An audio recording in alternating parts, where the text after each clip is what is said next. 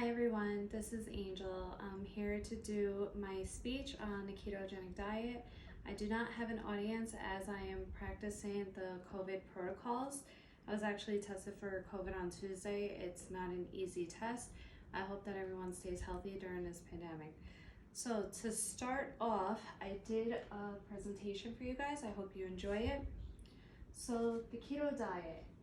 Is it really a diet or a lifestyle? If you were told by a healthcare professional to avoid eating certain foods because they were bad for you, would you avoid eating them, or would you further your research and decide on your own whether or not these foods would actually be beneficial?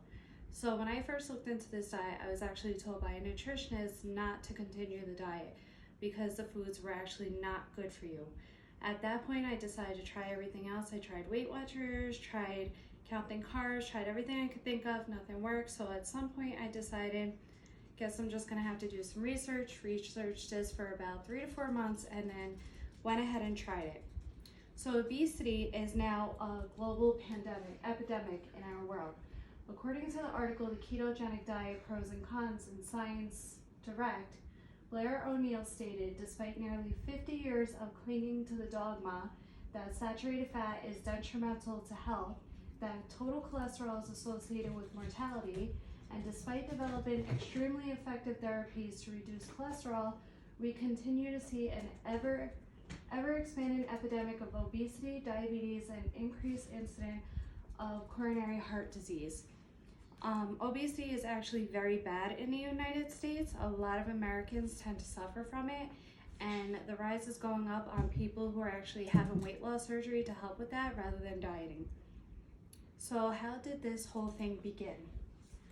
According to American Academy of Pediatrics article, The Ketogenic Diet, 1 decade later, osteopathic physician and faith healer Hugh Conklin believed without any evidence that epilepsy was attributed to intoxication of the brain from substances coming from the intestines.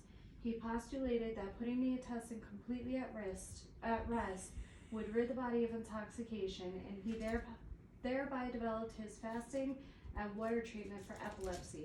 This treatment deprived children with epilepsy of all food, giving them nothing but water for as long as 25 days. In 1922, he reported a high percentage of cures, and many more children were free of seizures for a prolonged period of time. So this right here is an intermediate fasting schedule.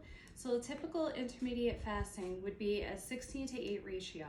So 16 hours of fasting to 8 hours of eating. Intermediate fasting is very essential for the ketogenic diet. It actually helps with burning fats.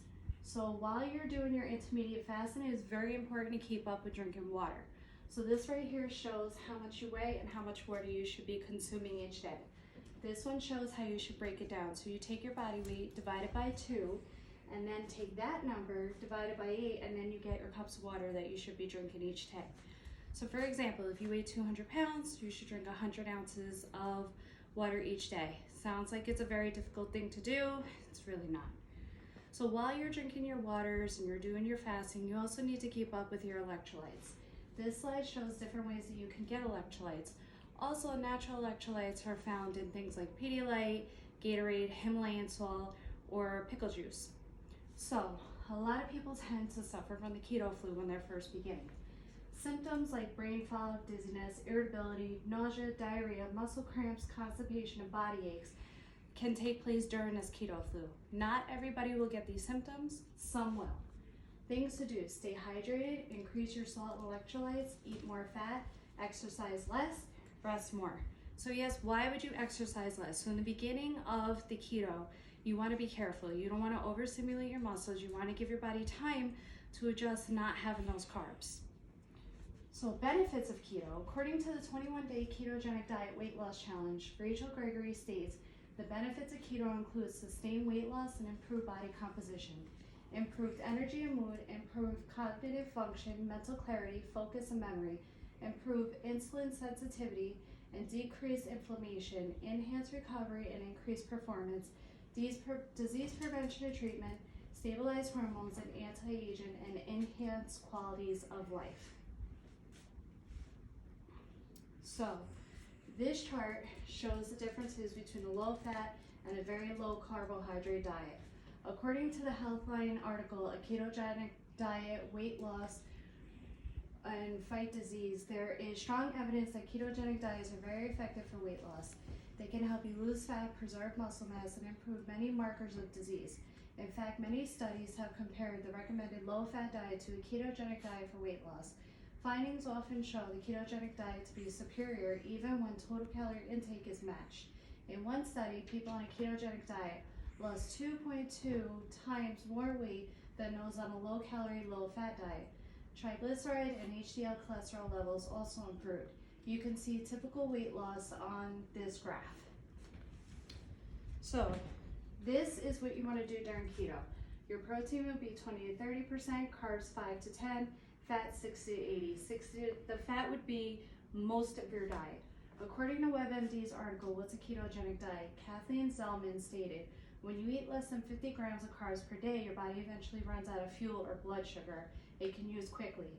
This typically takes 3 to 4 days. Then you'll start to break down protein and fat for energy, which can make you lose weight. This is also called ketosis, which is what you want your body to be in at this point.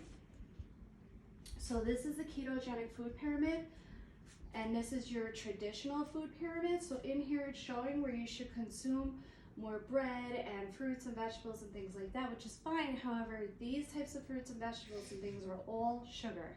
These are no good for you. Whereas your meats and vegetables and protein and things like that are good for you, and you want to keep up with those when you're on the ketogenic diet. So these are just different things that are telling you what type of meats you can eat, fruits and things like that. You want to stay away from typically anything white, so sugar, rice, bread, anything like that, which you can also substitute with different things. So say that you're in the mood for rice, you can have cauliflower rice. There's different things that you can do. You can look up different recipes on Pinterest to be successful during this. So this app is called the Carb Manager. This can help you with breaking down how many net carbs you can have per day, and it can help you with keeping up with the diet. These are different ways to test. There's urine test, blood test, breath test. This is the most essential test, the blood testing, as it gives you the best results. So I hope that everybody enjoyed this. I hope that you like the keto diet, and here's my works cited. Have a great day, everyone.